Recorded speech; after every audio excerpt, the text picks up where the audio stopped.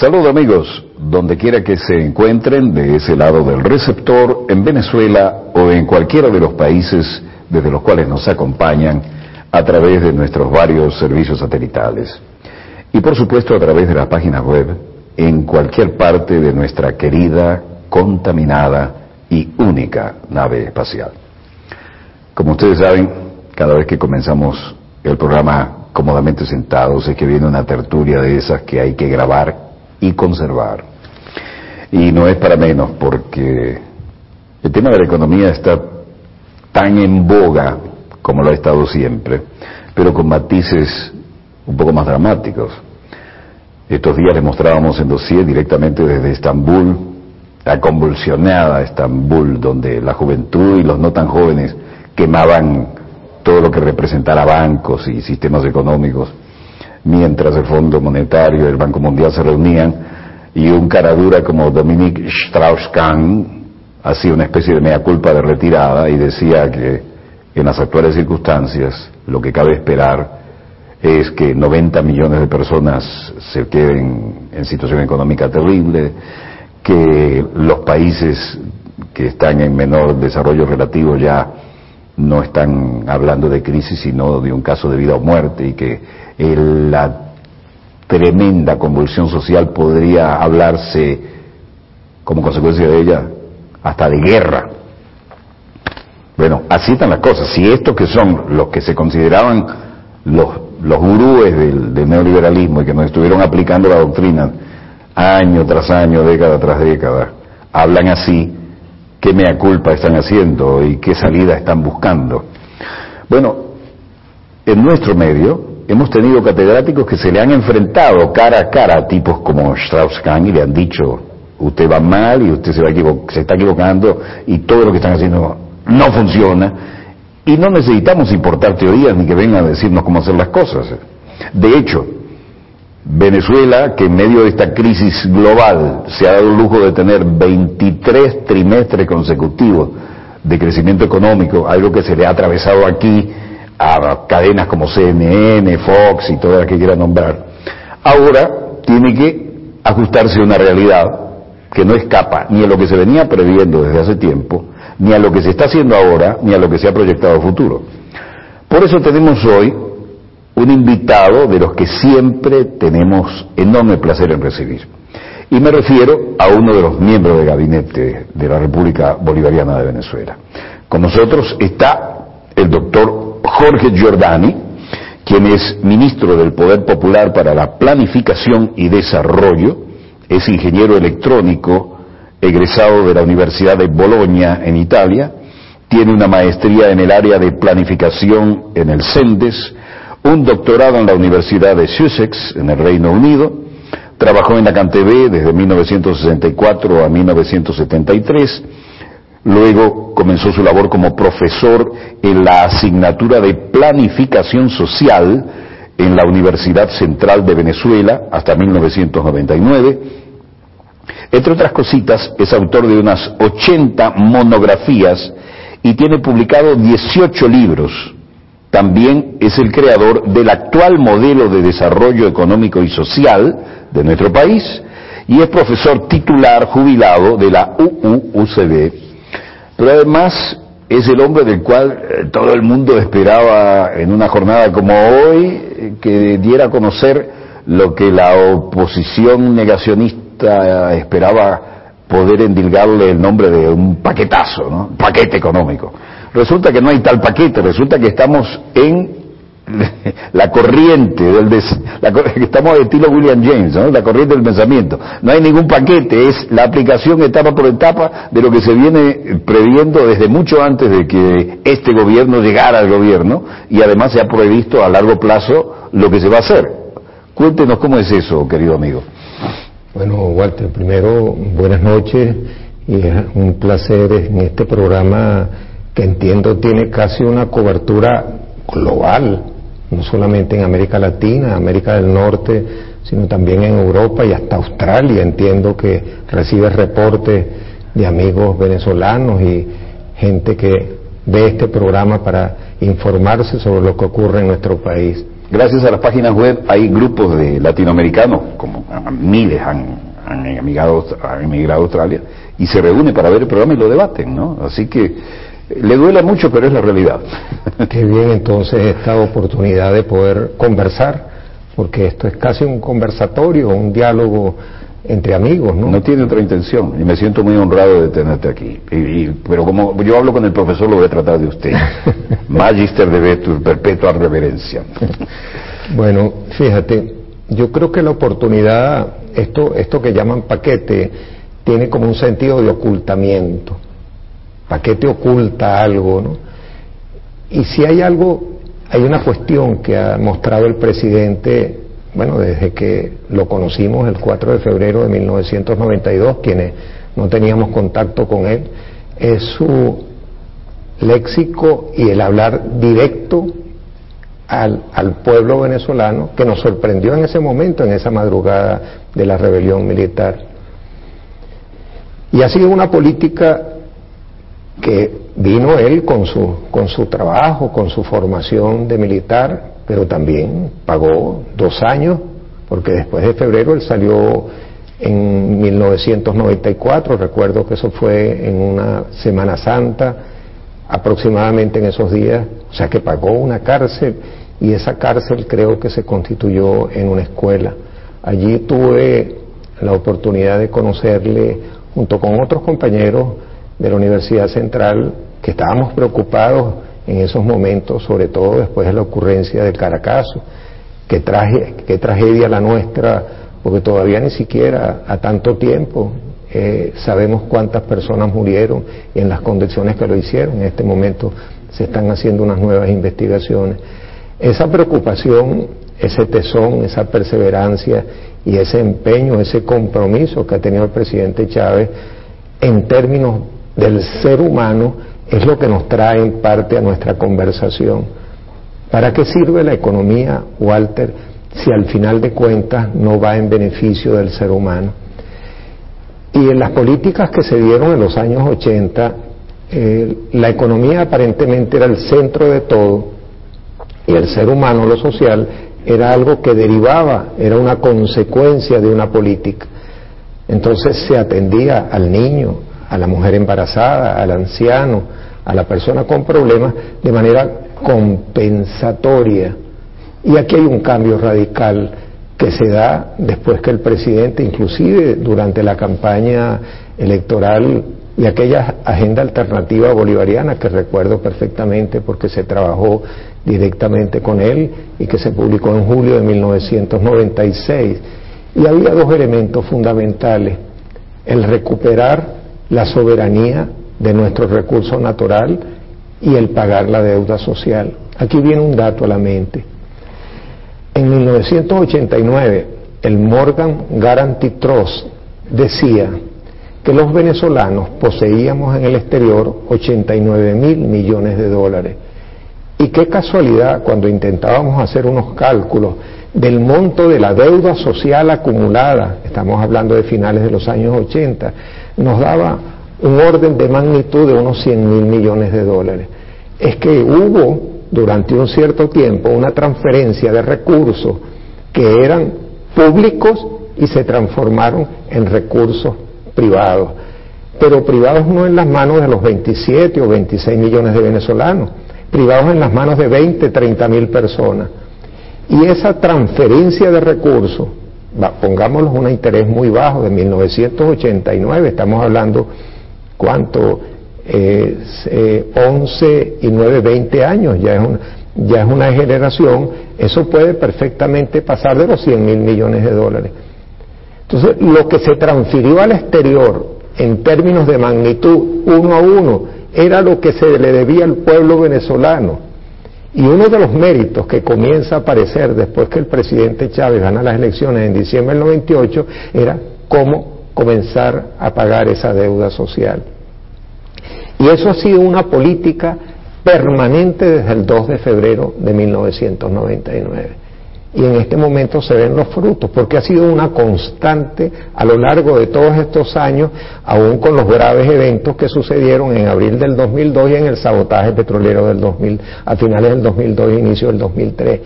esa política constante que la ve con tanta pasión el presidente ahora cuando se está recogiendo, y en el sentido autocrítico, lo que está sucediendo con los hospitales. Hoy en día hubo un acto con el presidente de los compañeros que se incorporan al ejército de médicos y compañeros, y bueno, por supuesto que tenemos que agradecer siempre al pueblo y al gobierno cubano por el aporte que nos han dado, pero ahora son ya venezolanos que se incorporan a esto. Entonces, la política social inclusiva, el incluir, el venir acá de ese ser humano que era compensado con algunas medidas, sea un niño, una mujer embarazada, un anciano, hoy son el centro de la política. Y cuando los economistas hablaban en los años 80, bueno, y ahora la referencia que tú haces al Fondo Monetario Internacional y todo, y parece que no tuvieran la cara para lavarse un poco la vergüenza de que parece que fueran nuevitos en estas experiencias cuando fueron ellos los grandes promotores. Actúan como testigos y no como factores. Son cínicos de la historia. Es increíble. Walter, y eso que está pasando en Estambul, yo lo viví en el Comité de Desarrollo que Venezuela representa a México y a España en la reunión de abril. Yo no fui ahorita a Estambul, estaba nuestro representante José Alejandro Rojas Ramírez, porque estamos metidos en Venezuela, en el fondo, tratando de ver qué es lo que está ocurriendo con nuestro país y cómo resistimos a este embate de una crisis que no es coyuntural, no es la caída del Lehman Brothers, del ícono del capitalismo mundial, la General Motors o la Chrysler. Es la crisis, como nos dice el profesor Mesaros, estructural del capital, porque esta no es una crisis coyuntural, es una crisis estructural que viene madurando desde los años 70, o sea que ya tenemos casi 2 generaciones. La guerra del Vietnam, ¿acaso que no significó una derrota del imperio militar industrial de los Estados Unidos? La invasión a Afganistán, donde los soviéticos que dejaron, o ahora Irak, y quién sabe qué están pensando con estas provocaciones tan cerquita de nuestras fronteras con los hermanos de otros países.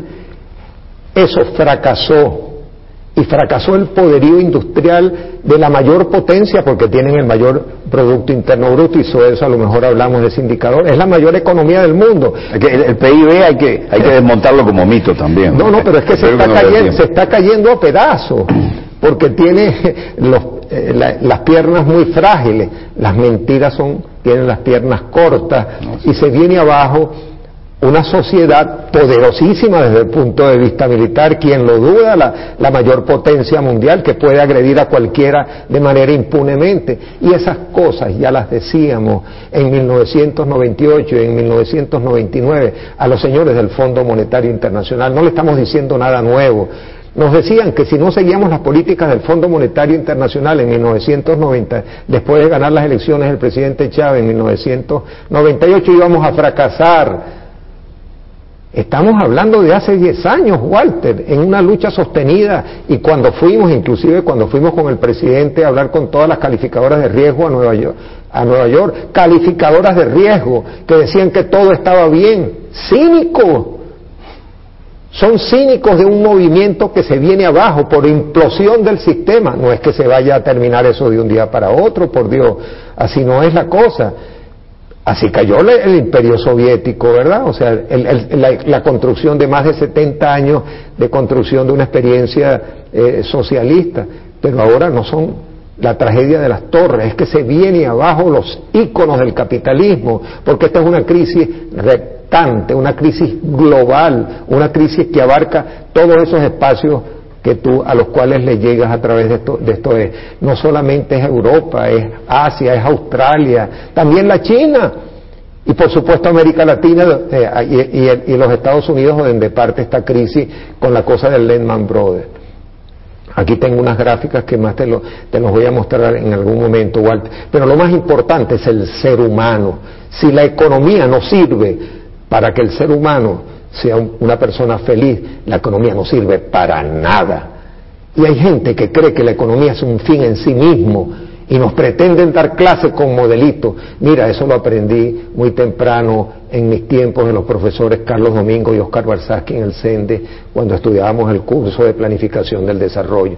nos enseñaron todos los trucos de los modelos matemáticos, toda la modelación, porque ellos sí fueron próceres en aquellos momentos de diseñar instrumentos, pero son instrumentos de trabajo, y esta gente cree que los modelos que tienen en la cabeza, así se funciona la realidad, y pretenden invertir, esa es la ideología, ¿verdad? Pretenden que la realidad funcione como los modelitos que tienen en su cabeza.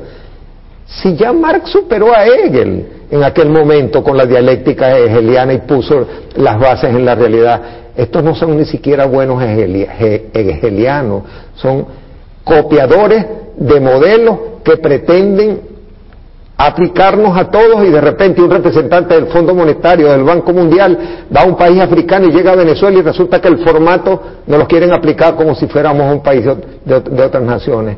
10 años ya los venimos conociendo. ¿Y qué nos van a decir? Cínico. Entonces, ¿Tú quieres ver una muestra de cinismo absoluto? Tú tuviste un encontronazo con Strauss-Kahn, ¿no? Bueno, eso hay que dejarlo, porque además eso tiene que ser un testimonio audiovisual para la historia. Cuéntanos cómo fue eso. Bueno, cuando yo fui al Comité de Desarrollo... Tú le dijiste en su cara un par de cosas que ahora los hechos están dando la realidad. Bueno, estaba presente de testimonio José Alejandro Rojas Ramírez, que es nuestro representante en el Banco Mundial, y bueno, le dije lo que le tenía que decir con la dignidad del pueblo venezolano y de su historia, que Venezuela nunca creyó, este gobierno, en el Fondo Monetario Internacional, y tal vez la soberbia del que nos ve de arriba hacia abajo dirá que se habrá creído este señor, ¿no? Fue una entrevista muy breve, pero yo creo que hablé con la dignidad y la historia de nuestros países latinoamericanos. ¿Cuándo fue y dónde fue? Eso fue en el Comité de Desarrollo, eso fue en abril, cuando estuvo el Comité de Desarrollo, que se efectuó una vez en Estados Unidos. El Fondo Monetario y el Banco Mundial se unen, como lo acaban de hacer en Estambul. Exactamente, en ese momento tocaba a Venezuela representar al Comité de Desarrollo en la silla que ocupa México y España, y nosotros nos toca en este momento. Preferimos quedarnos acá, y estuvo de representante nuestro representante en el Banco Mundial, el doctor José Alejandro Rojas Ramírez. Pero ya eso lo conocíamos, y bueno, si hubiera sido el testimonio nuestro allí, lo hubiéramos repetido de nuevo, porque ya lo hemos dicho tantas veces. No es que lo dijimos en abril de este año, Walter, es que lo venimos diciendo desde el 2 de febrero que el presidente entró, cuando nos decían que teníamos que copiar modelos que fracasaron después. Yo no voy a mencionar nombres por eso. Nos decían, si no siguen el modelo D, van a fracasar. ¿Y quiénes fueron los que fracasaron? Se daban de barriga en el suelo pidiendo una entrevista con un caballo y cosas por el estilo, ¿no? Pero yo no creo que llegaba a caballo. pero fíjate, Strauss-Kahn, que se supone que viene del lado progresista, ¿no? Sí, de la socialdemocracia europea, de eso que tenemos viviendo en Italia, en Francia, en Inglaterra. Tú estudiaste en Sussex, allá tuviste también tu encontronazo. Y estudié también en Italia. Y estuviste en la Universidad de Bolonia, ¿fue, no? Sí, yo estudié en la primera universidad del mundo antes que Oxford y Cambridge, en el siglo XIX, una de las universidades, posiblemente la universidad más antigua del mundo, ¿no? Allí tuve la oportunidad, gracias al apoyo de mi familia, y pude estudiar ingeniería electrónica, y después, bueno, me vine a Venezuela porque esta es mi patria, si bien no nací aquí, ¿sabes? Pero no, nacimos en la patria grande latinoamericana. ¿Y quién nos quita eso? Nadie que nos quite lo bailado, pero lo que vamos a bailar ahora. Yo te voy a mostrar el cinismo, yo no sé cómo catalogarlo de otra manera, ¿no? Dominique Strauss-Kahn ve que el tinglado se cae y el hombre sale a decir, sin aplausos ninguno, por supuesto, están alelados en la platea mientras están reventando todos los bancos los manifestantes afuera, contenidos por la policía en Estambul, y sale a decir que en las circunstancias actuales estamos hablando de la pérdida de trabajo y de afectarle la vida a 90 millones de personas como mínimo, que el costo social que van a tener ya no se trata de pérdida de trabajo, de condiciones, sino de vida o muerte eventualmente, y de eventualmente guerra, y lo dice con toda su cara bien lavada como para desmarcarse y decir, el día que escriba su biografía, yo alguna vez lo dije, y lo dice en Estambul. Vamos a ver ese video, señor director, creo que lo tenemos listo, y si no, usted me avisa. Fíjate esto es para la historia, ¿no? Aquí lo presenta el representante de Vietnam y el hombre le advierte al mundo, el hombre que nos ha vendido el catecismo neoliberal por décadas, que se supone que viene de una extracción progresista, y lo vamos a dejar con el sonido original, porque esto le encanta a los neoliberales, ¿no? Que se lo digan en inglés. Vean lo que dice este hombre. ¿Es un mea culpa o es la desfachatez más grande? Stakes are particularly high in low-income countries. Following the figures given by our friend from the World Bank, 90 million people are about to be pushed in extreme poverty because of the crisis. El desafío es particularmente alto a partir de la cifra que nos dicen los amigos del Banco Mundial. 90 millones de personas van a sufrir esto.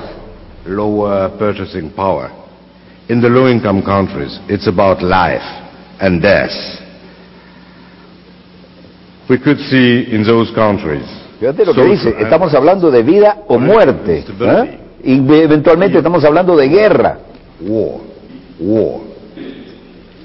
La platea se quedó helada. Ese es el hombre con el que tú te enfrentaste y le dijiste... Bueno, le dije lo que tenía que decirle en muy breves palabras, poniendo el punto de dignidad de nuestros pueblos y nuestras posiciones, que no son nuevas, Walter, porque si vamos mucho más allá y defendemos lo que fue la CEPAL, ¿verdad? El pensamiento de la CEPAL, Raúl Prebisch, o la teoría de la dependencia en los años 60, que ya en aquellos momentos, y lo refiero con debido respeto al profesor Stiglitz, parece que descubrió que el Producto Interno Bruto ahora no es el representante sino del crecimiento y no del desarrollo. Pero si eso lo estudiaba la CEPAL en los años 40 y en los años 60 en la teoría de la dependencia, tanto que se discutió. Y decir que crecimiento y desarrollo no eran lo mismo, era como ser corrido con agua bendita por los papas del neoliberalismo, ¿no? Así es, entonces parece que estuviéramos como descubriendo el agua tibia. No se necesita hacer un premio Nobel para eso. Nuestros estudiantes de los años 60 y a principios de los 70 ya discutíamos, pero de manera, estamos hablando de hace 40 años, Walter, donde eso se discutía intensamente en América Latina, buscando una comprensión de nuestro fenómeno, de nuestra historia, de nuestra dependencia. Allí sale el número, o sea, la relación umbilical, que no es más que ahora lo globalizado que nos quisieron vender en los años 80 como la bondad de la globalización. Ese es el capitalismo en todos los intersticios de este globo terráqueo donde llegas con este programa, Walter. Aquí no hay intersticio a lo mejor de programa que llegue, donde no llegue este programa, pero así está la lógica, como nos lo dice el profesor, la lógica del metabolismo del capital permea todo el globo terrestre. Así es. Ese que tú tienes siempre allí. Así es. Entonces no podemos, no sé si llegará a la Luna luego o a Marte. Pero esa lógica entró en una crisis estructural, pero no ahorita, desde hace 30, 40 años. Ahí estaba el digno representante del pueblo vietnamita. Honores, ¿verdad? Derrotaron a los franceses en Dien Bien Phu y después vinieron los americanos y tuvieron que salir como... Bueno, esa es una de las historias tristes, como tendrán que salir de Afganistán, por lo visto, porque se repiten los esquemas, ¿no? Ahora...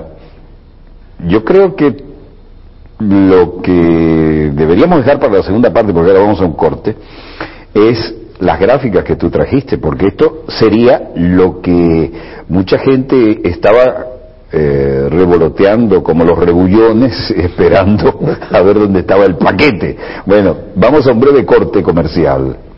Nosotros no tenemos corte comercial, un breve corte institucional, pero estaba pensando cómo funcionan los medios de la oposición. Vamos a un breve corte institucional y luego les mostraremos lo que algunos querían catalogar y ya tenían listos los titulares. El gobierno mostró el paquete económico. Bueno, ya volvemos.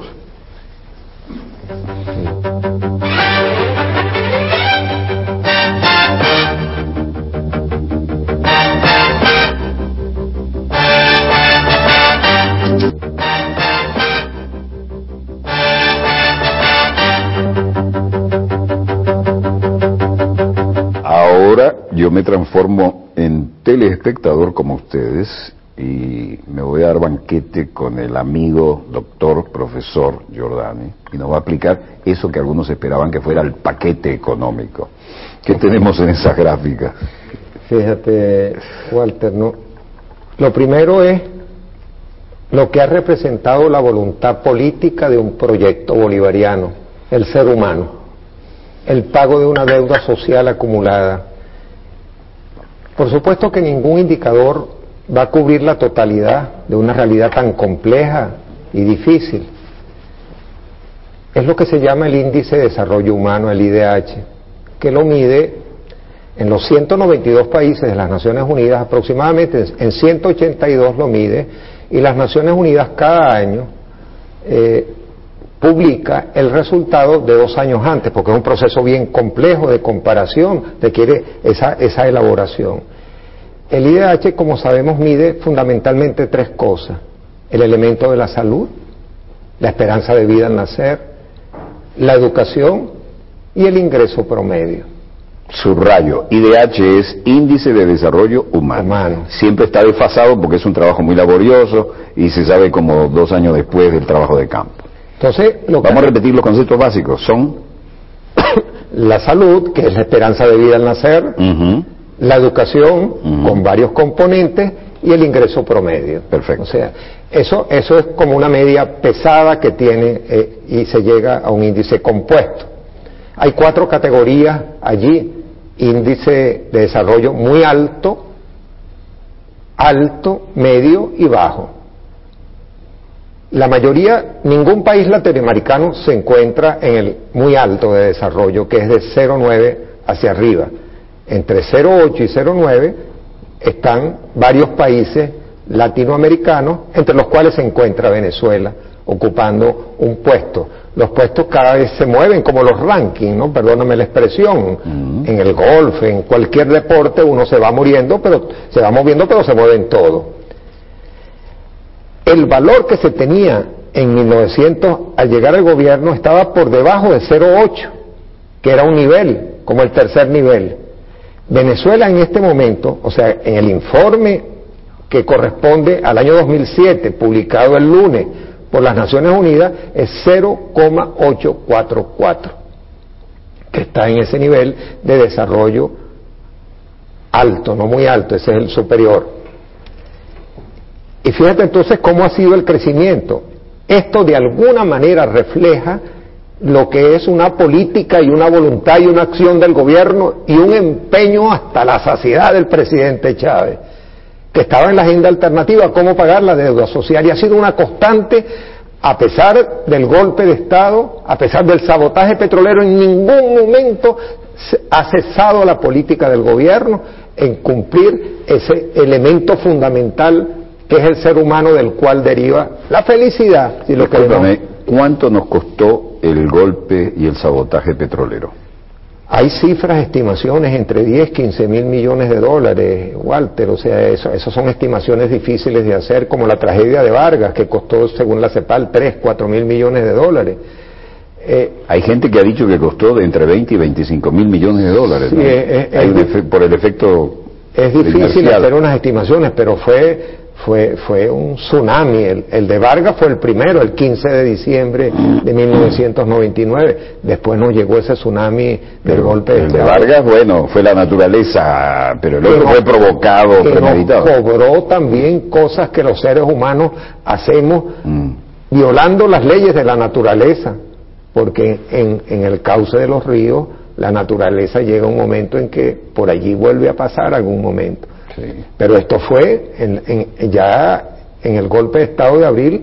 Ahí hubo ya una mano humana, militar. Si se lo hubieran hecho a Pinochet o al general de Gaulle, ¿qué hubiera pasado? Me pregunto yo. En fin, adelante. Bueno, entonces este indicador de alguna manera señala lo que ha sido un esfuerzo, un tremendo esfuerzo por pagar una deuda social acumulada, no solamente durante 40 años del régimen de democracia representativa, sino mucho más. Y aquella cifra del Morgan Guaranty Trust con el traslado de cosas que eran públicos a lo privado en pocas manos. Ahora fíjate, aquí se muestra, en una pequeña distribución, que Venezuela superó cuatro lugares. Un país superó 7, 2 países superaron 5 lugares y Venezuela está aquí subiendo 4 lugares en la escala.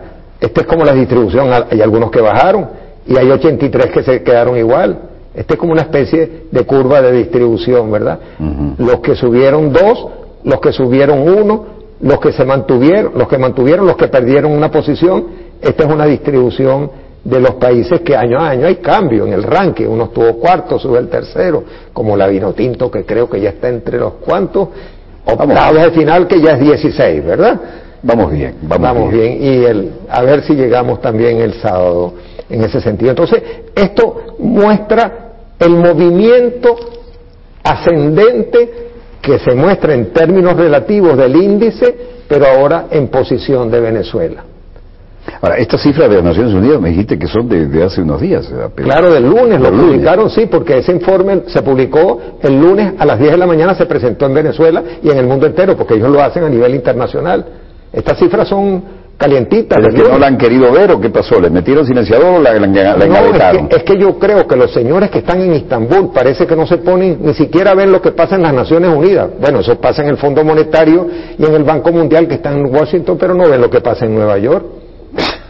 Si es que es un clamor, que no lo van a decidir los grandes, ahora lo tienen que decidir los 192 países o los que sean. No, son 192. 192 contra los que levantan la mano en el Consejo de Seguridad y usan el veto. Y el derecho a veto. Entonces, esto es un movimiento ya de posiciones. Ahora fíjate todo este elemento. Si bien en ese segundo grupo Venezuela es superado por algunos países, como Chile, Uruguay, Argentina, Costa Rica, mira tú lo que es la distribución del ingreso. Y esto se mide con un indicador que se llama Gini, donde Venezuela en América Latina está en el primer lugar. Mientras menor sea el indicador, la distribución del ingreso, o sea, mientras mayor sea, es más regresiva la distribución del ingreso. Y países que nos superan en el índice, como Chile, Argentina, México, Costa Rica y Uruguay, tienen una distribución del ingreso, porque una cosa es el promedio del ingreso, esta es la distribución, la concentración del ingreso. Y en la distribución del ingreso, en Venezuela es el país de América Latina donde esa distribución es la menos regresiva. Es decir, dicho toscamente y a mi manera, tú tienes más dinero, pero no lo distribuyes entre tu gente. Exactamente. Y la calidad de vida, con los nuevos parámetros, bueno, lo que debieron ser clásicos y viejos parámetros es, si tienes dinero, cómo lo repartes con tu familia, ¿no? Claro, y el 10%... No lo concentras. Y el 10% de la población tendrá el 10% del ingreso, el 20% de la población tendrá el 20% del ingreso. No, el 10% de la población a lo mejor tiene el 70 o el 80% del ingreso.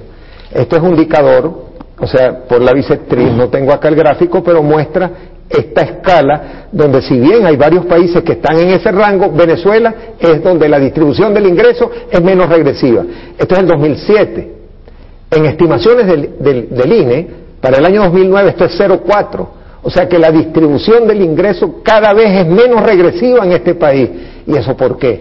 Eso es un milagro dado por la voluntad política del gobierno del presidente Chávez de tener como prioridad siempre, y no como una política compensatoria, como nos enseñaban los neoliberales en los años 80, que crecía la economía y después compensábamos a los pobres, niños, mujeres embarazadas o ancianos. No, esa no es la política. Y este es el elemento fundamental que esta gente parece que no entiende. Porque aquí no es entonces la economía por la economía un fin en sí mismo, es la economía al servicio del ser humano. Y es por eso entonces que tenemos que empezar por acá. No suena a paquetazo todavía. ¿Qué más hay? Ahora, este gráfico que parece muy complicado. Cada una de estas curvas, y la totalidad de ellas son las recesiones que han existido en los Estados Unidos después de la Segunda Guerra. Es decir, cada línea de esta es un proceso de recesión en Estados Unidos a partir de la finalización de la Segunda Guerra. Esta, por ejemplo, verdecita, cayó y se recuperó más o menos rápidamente. Esta que está medio marroncita, fíjate cuánto duró y lo que tardó en recuperarse. Aquí está en el número de meses. Y cuando hablamos de la profundidad de la crisis, si la pudiésemos medir en un solo indicador, que es la pérdida de los empleos en un año, la crisis actual, coyuntural, pero que no es coyuntural sino estructural, en los Estados, en todas esas recesiones, ha llegado hasta un máximo de pérdida de empleo, hasta por acá, 1,5 millones, 2 millones de desempleados en un año, de pérdida de empleo. En la recesión actual, en un año, después del Lehman Brothers, en los Estados Unidos se han perdido casi 5 millones de empleos. La situación en los Estados Unidos, Walter, es que los desempleados son casi 14 millones. Y si lo ves en otras cifras, otros cálculos, pueden llegar a 17 millones de personas. 5 millones de personas aproximadamente perdieron su vivienda. Si no tienen trabajo, 14 millones. Perdieron su vivienda, 5, y 50 millones no tienen seguridad social. Imagínate el flagelo que le tocan esos 3 males a una familia norteamericana. La mayor potencia militar del mundo en una crisis que no sabemos cuál es la profundidad porque no ha terminado y no sabemos cuál va a ser la duración en el tiempo. Entonces, ahora inventamos las letras, la B de Venezuela, la L, a lo mejor una W, vamos a tener que inventar el alfabeto griego, porque las letras no nos alcanzan, entonces tendrá que ser el alfa, el beta, el gamma, el delta, el épsilon, o qué sé yo. Y eso es lo que expresaba ese señor allí, reconociendo, oye, qué bueno, no, pero es que hay que aplaudirlo, porque lo reconoció. Pero un tipo que viene de la izquierda y que intentó ser candidato de la izquierda, ahora, después de haber vivido, era del partido, era de los partidos progresistas de la izquierda francesa. Y mira dónde está Europa, querido amigo Walter. ¿Dónde está la Europa, para no mencionar otros países? Se enchufó como gran funcionario y ahora que ves que se le cae entre las manos a pedazos la estructura de la cual vivió, hace un mea culpa como para, me imagino, para lo hizo antes un señor español. Cuéntanos ella. Bueno, el señor Rato, cuando renunció el Fondo Monetario Internacional, que después vino esto. Parece que caen en seguidilla. Aquí lo mostramos. Un español, sí. Un francés, a lo mejor vendrá otro. Pero es cinismo, no hay duda. Pero es el reconocimiento de una realidad, de una crisis que no sabemos cuál es su profundidad y no sabemos cuál es su duración, Walter. Y no tienen método capaz de preverlo. Toda su jerga tecnocrática no sirve aquí. Siempre repito esta frase sabia de los hindúes: predecir es difícil, sobre todo el futuro. Entonces, ¿cuál es la profundidad de la crisis? ¿Cuál será su duración? Necesitaremos otro alfabeto. Pero ¿cuál es la naturaleza de la crisis? No es coyuntural, es restante, es global. No es Europa, es China también, con un crecimiento de más de 30 años en un proceso muy particular de construcción del socialismo. Yo lo decía esta mañana, ¿qué pasa si China hace lo mismo que le hizo De Gaulle cuando manejaba aquellas cositas verdes y le dijo: señor Nixon, me da el equivalente en barretas de oro o en esas cositas? Si China le dice eso a los Estados Unidos, ¿qué pasaría en este mundo? China tiene, ¿cuánto? 300 mil millones de dólares. Mira, es que no, la mente nuestra... No, se ha ido soltando lastre, ¿no? Previendo eso. Y ya estaban insinuando una nueva moneda para intercambio, claro, entre las potencias de... Pero ¿quién va a tener confianza en el dólar? De Bretton Woods lo acabó Nixon, cuando De Gaulle murió con las botas puestas por eso. Claro. Porque él empezó a juntar oro, y dijo: bueno, ahora quiero todas mis reservas en oro. Y además agarró a la OTAN y le dijo: tienen 6 meses para irse de mi país, porque ustedes no van a mandar más que yo aquí. Bueno, me imagino que ahora sus restos que están en Colombey les Églises deben estar no dándose vuelta, aplaudiendo, deben echar humo, fuego fatuo. Claro, entonces es una crisis que no solamente es coyuntural y que nació en los Estados Unidos a partir del subprime y todas estas cosas que conocemos, y los íconos del capitalismo, la Chrysler, la General Motors, porque no es solamente la burbuja financiera. Y hoy usaba allí una expresión muy linda, que no era una burbuja, sino que ya se estaba convirtiendo casi en una llaga, ¿no? Lo dijo muy elegantemente, tú sabes cómo es Ali, nuestro querido amigo Ali Rodríguez, ¿no?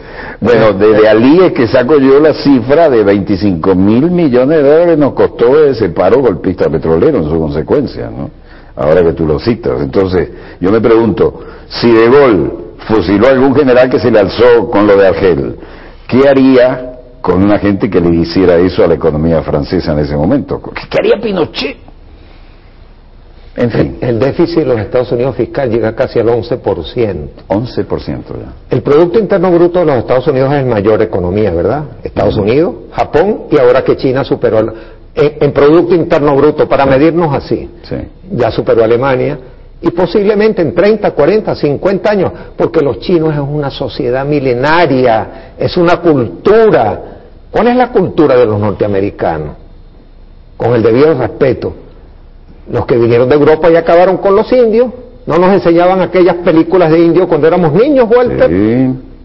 Y además venía el séptimo de caballería y todo el mundo aplaudía, ahí vienen los buenos. Y los indios que eran los malísimos.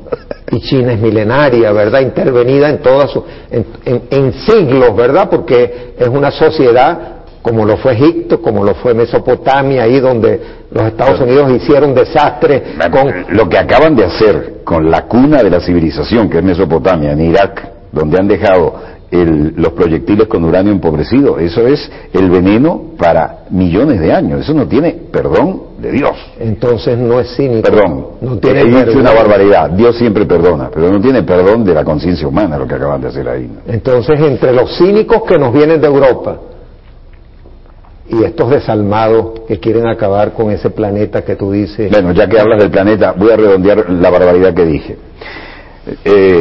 Dios perdona siempre, el hombre a veces, pero la naturaleza no perdona nunca. Y eso es lo que nos costó el del ave de Vargas, y eso es lo que están haciendo en Mesopotamia, y lo que toca con el uranio empobrecido, utilizándolo como proyectiles, porque ya no sabían cómo hacerlo. Como tiene mayor impacto, mayor densidad, buen material para romper más, ¿no? Pero eso va a quedar ahí y ya están naciendo niños deformes, están contaminados los niveles freáticos de agua. Bueno, ¿para qué hablar de eso? Volvamos al paquete. Tú eres responsable de un paquete, según es que paquete oculta siempre algo, y el presidente Chávez nunca ha ocultado nada, porque es que este gobierno no tiene nada que ocultar. Ellos sí tenían algo que ocultar, porque iban a privatizar a PDVSA. Eso sí lo tenían que ocultar. PDVSA había que llevarla a su mínima expresión para venderla a precio de gallina flaca, porque ya estaba listo. Y nosotros sin PDVSA, entonces si no hubiéramos tenido jamás capacidad de negociación, seríamos ¿qué? Un país rehén. Bueno, pero tantos de estos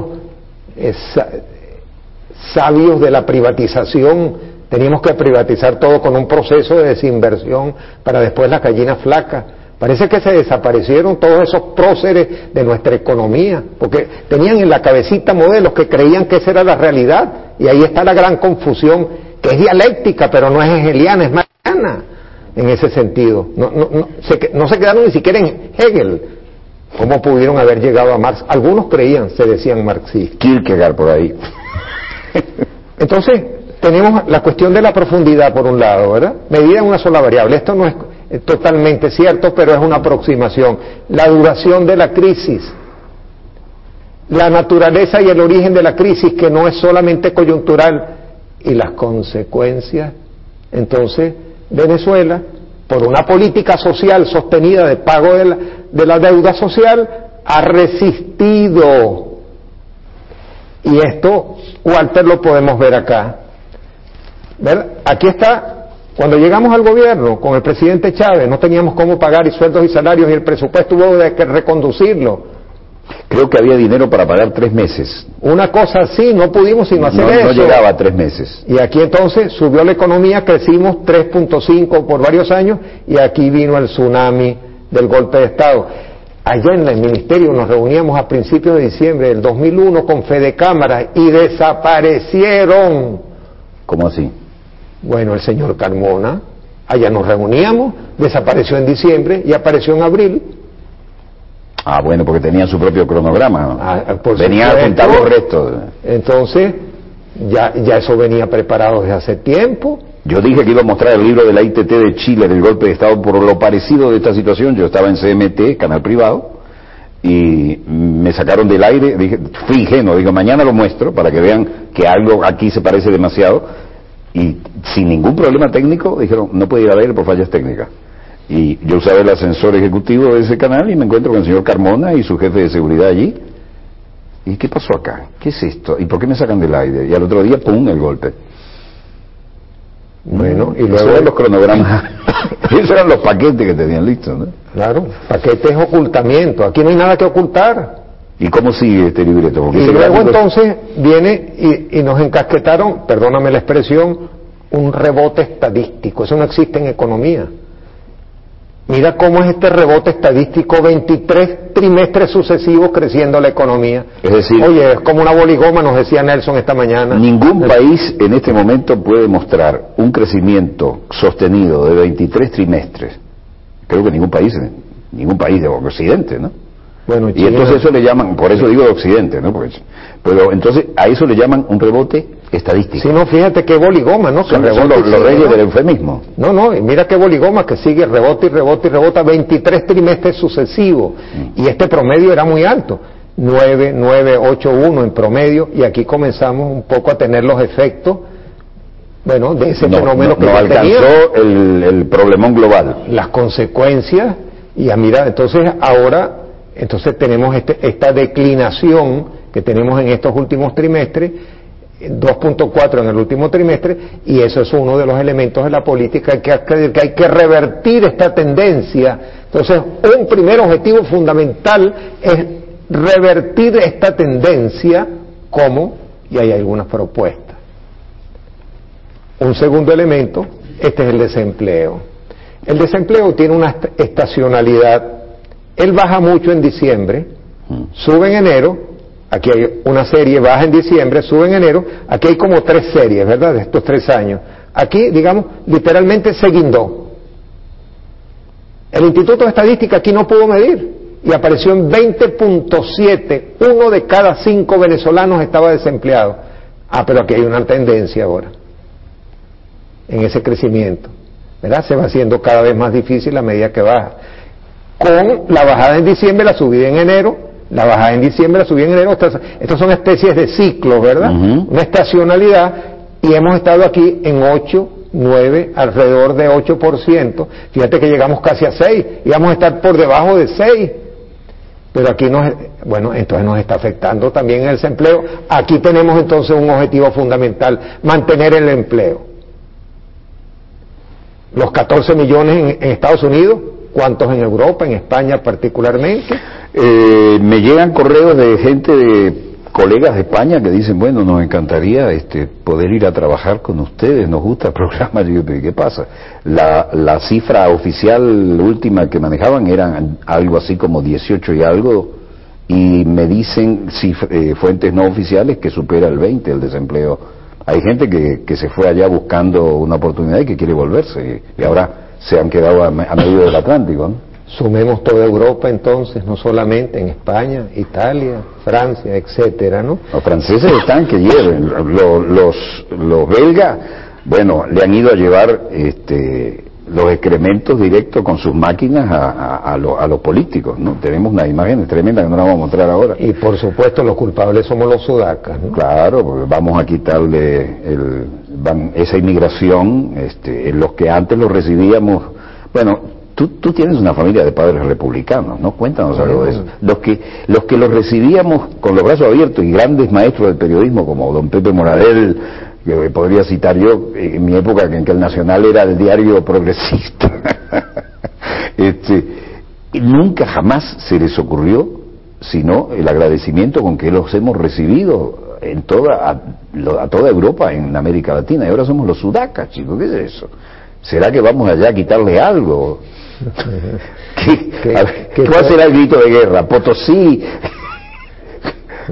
¿Qué puedo yo negar si soy hijo de una madre española y un padre italiano que combatió en la brigada Garibaldi defendiendo la República Española, y recibido en campos de concentración por los gobiernos progresistas de Francia? Se parece un poco a la imagen de estos franceses ahora en cargos de suma importancia en el campo económico. Que hay unos cuantos Pienoir que se olvidaron, además, que hay que reconocerlo de parte y parte, ¿no? Cuando le mandaron los soldados que faltaban y que para ganar la guerra de Argelia el voto fundamental lo consiguieron con el voto del PC, eso está en la mala conciencia. Pero eso de que los republicanos de la Brigada Garibaldi, como tu padre, cruzan los Pirineos después de haber luchado del 36 al 39, y entonces los progresistas franceses de la izquierda los miran por encima del hombro y los meten en un campo de concentración. Sí, señor, allí murió el poeta Machado. Sí, señor. Desesperados porque ya los alemanes estaban cerrando, ¿verdad? Sí. Estamos en enero, mi hermano nació el 31 de enero de 1939 en la frontera con España. Y ya no valía la línea Maginot, venían los Panzer por la sardina. ¡Qué barbaridad! Entonces, eso es parte de la historia, ¿no? Tristemente que la recibimos ahora en otra cosa, por una historia ya un poco más adelante. Dentro de poco vamos a ver a muchos europeos viniendo a buscar un puesto de trabajo a América Latina, si esto y así ha sido toda esta patria bella y hermosa que siempre ha recibido y siempre hemos sido generosos. Y entonces, ¿cómo podemos recibir nosotros a los otros? Siempre igual, pues este es un pueblo hermoso, abierto. Mensaje. ¿Cuánto nos queda, señor coordinador? Yo me entusiasmé y me olvidé del tiempo. ¿Cuánto? 3 minutos. 3 minutos es un round completo. A ver, suena la campana. ¿Cómo que redondeamos? Bueno, la política social inclusiva va delante de lo económico. Y todas las medidas que se puedan obtener en el campo económico para recuperar el crecimiento, salvaguardar el empleo y mantener la inflación, tienen que ir hacia el ser humano. Si no, no tiene ningún sentido. Y una serie de opciones que las está tomando el gobierno desde hace mucho tiempo para que eso sea así y no se mantenga esa tendencia que veíamos antes en el decrecimiento, el desempleo no aumente y la inflación disminuya, pero en función del ser humano, ¿verdad? De las pensiones, del trabajo, de la salud, de la educación y de todo lo que significa la vida y la felicidad.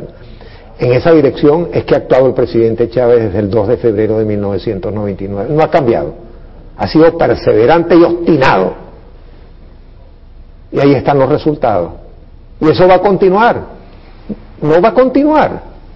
Si el precio estaba petrolero allá, claro, nos emborrachamos por la cultura rentística de este país y ahí tenemos que ajustarnos entonces.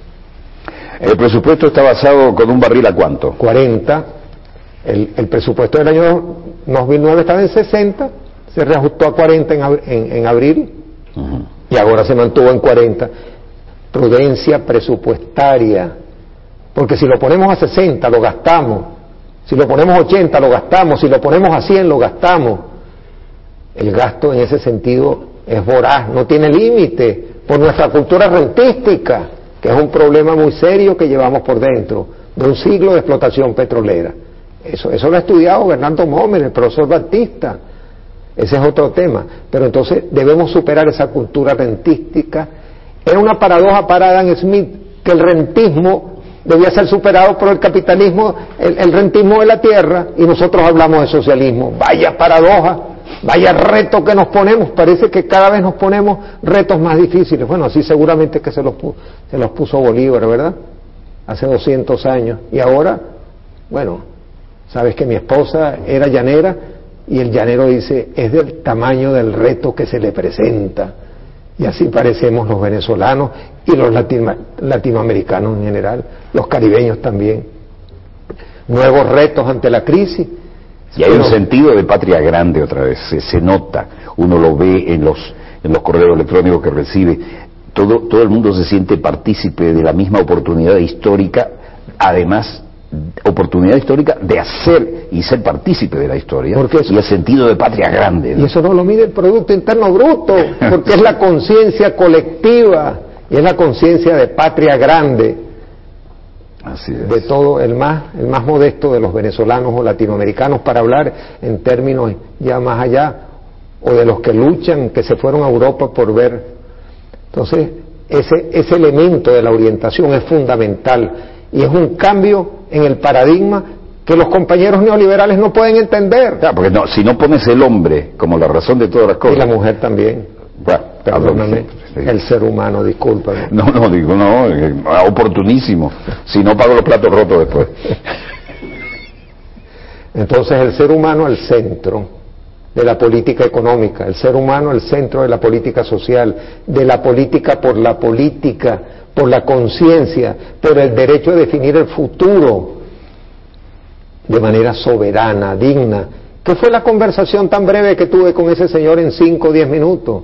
Venezuela es un pueblo soberano y su gobierno es un gobierno soberano, y el pueblo, ahí tiene nuestra historia, ¿no? Ese mismo que ahora está diciendo, como despidiéndose del organismo que nos ha estrujado a todos, que lo que viene es terrible, pero como si él no tuviera la culpa, ¿no? Strauss-Kahn, por Dios. Un mensaje para cerrar este programa. De optimismo. Bien. Y aquí recojo la frase. ¿Dónde hay que firmar? La frase gramsciana de actuar con el pesimismo de la razón, que viene de Roland, de Robert. Actuar con el pesimismo de la razón y con el optimismo de la voluntad. El ejemplo de Gramsci. Bien. En qué condiciones. Y eso es lo que nosotros debemos transmitir, la lucha por un futuro diferente, por el socialismo, que no está fundamentado en la lógica del capital, sino en la lógica del trabajo, y el trabajo de todos.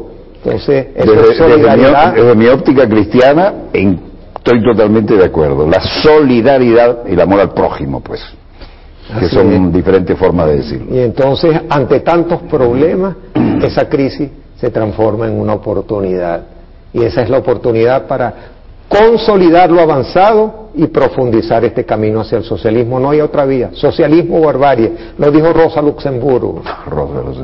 Y ahora estamos en estas condiciones. Venezuela, ante la crisis, y estos esperando un paquetico.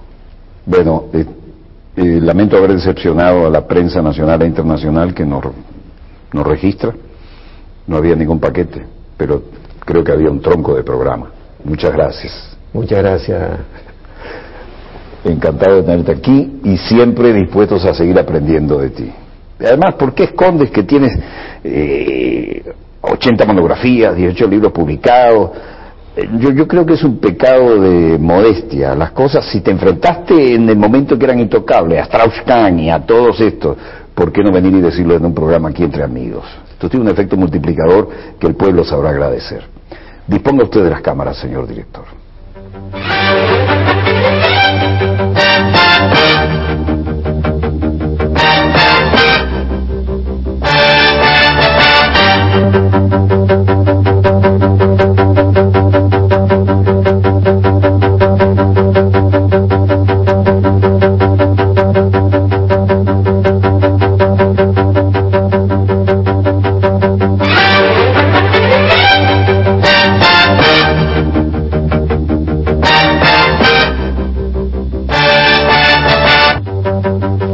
Resulta que estamos en la corriente que estamos de estilo William James, ¿no? La corriente del pensamiento. No hay ningún paquete, es la aplicación etapa por etapa de lo que se viene previendo desde mucho antes de que este gobierno llegara al gobierno, y además se ha previsto a largo plazo lo que se va a hacer.